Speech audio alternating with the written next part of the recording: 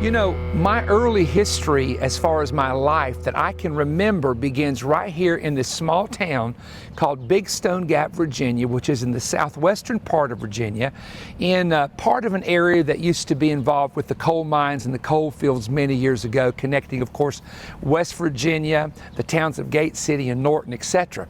When I came here to tape this, I was shocked that there's a building right behind me that existed when I was 5, 6, 7, and 8 years of age, and it's Mr. Mosman's Discount Store. Now, back in the day, this discount store was very busy, and I remember many times when I would get a dime or a quarter that I would go in there and buy something at Mosman's Discount. Now, directly behind the store was where our white parsonage was. A parsonage is a word that is used to describe the home of a pastor. And it was very small. I remember as a child, you know, when you're a child and you don't have much, the house looks large. But looking back on it now, it was really a very small cinder block home painted white.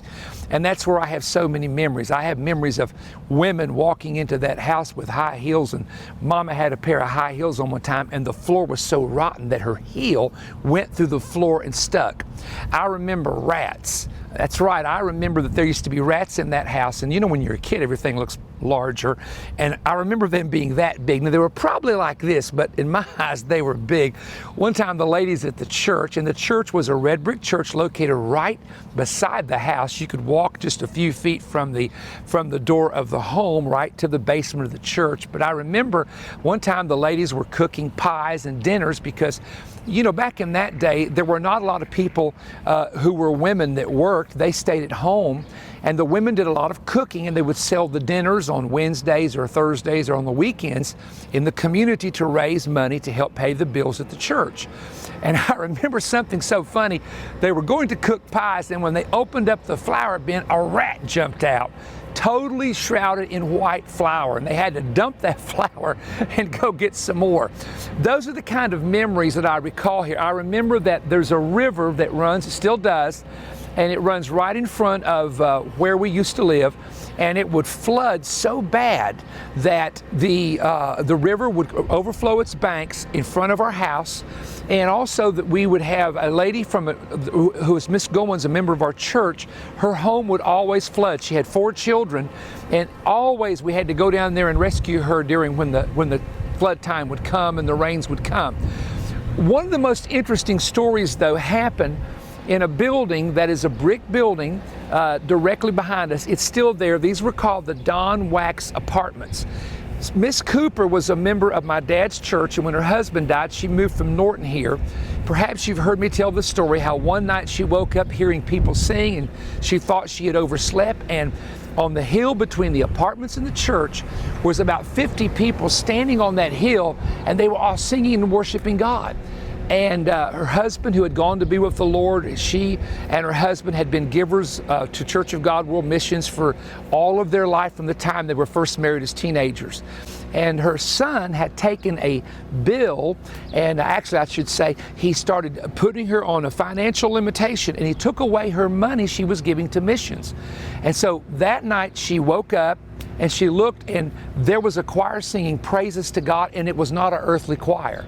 The whole area was lit up. She thought she'd overslept.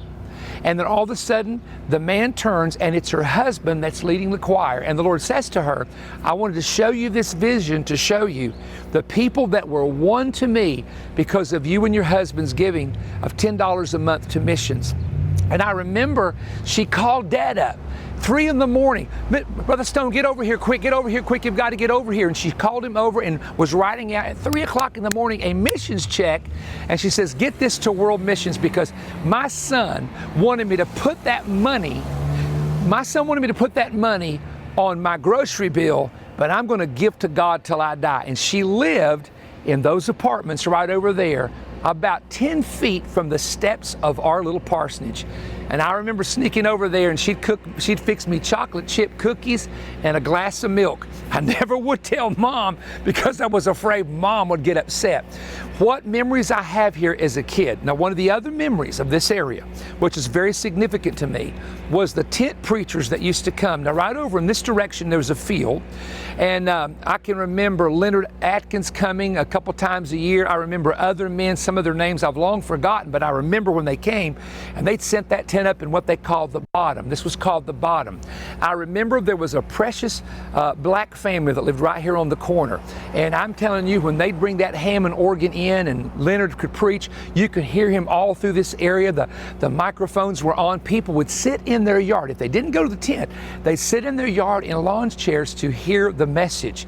Let me tell you one more story that I think is interesting. You know, my parents bought me a bike for Christmas, and there was a family that lived in this direction, and they were very, very poor. It was an African-American family, and if I remember, they had about 6 or 7 kids in the family. And I remember them being poor and how I had pity for them. I really felt sorry for them and had pity for them. And I remember taking my bike up there and letting all those kids ride that bicycle all day long, and I would just sit there and let them ride. And, you know, it's amazing that the older you get, you start recalling a lot of memories that you have long forgotten. They sort of pour back in you. But this is what I remember. Moving here at about age 4, living here up to close to age 10, going to school here, going to school for the very first time. I remember going to kindergarten. I used to walk from the house to the school. We wouldn't do that now, of course, for safety reasons. But I remember running back home, first day of kindergarten, telling my mama, "Mama, I have forgot what you look like." I was crying. And she said, "No, you go on to school, you're going to be okay." And every day I had the little case I carried and walked across the bridge, up the hill to the school. And of course, back in those days, you didn't have to worry about people molesting kids or kidnapping kids or anything of that nature, because in a small community, everyone knew everybody. So this was the earlier days of my life, from again about the age of 4 to about the age of 10. Big Stone Gap, Virginia, a small rural town that a lot has changed, but in the downtown area, a lot of those buildings still look the same as they did over 40-some years ago.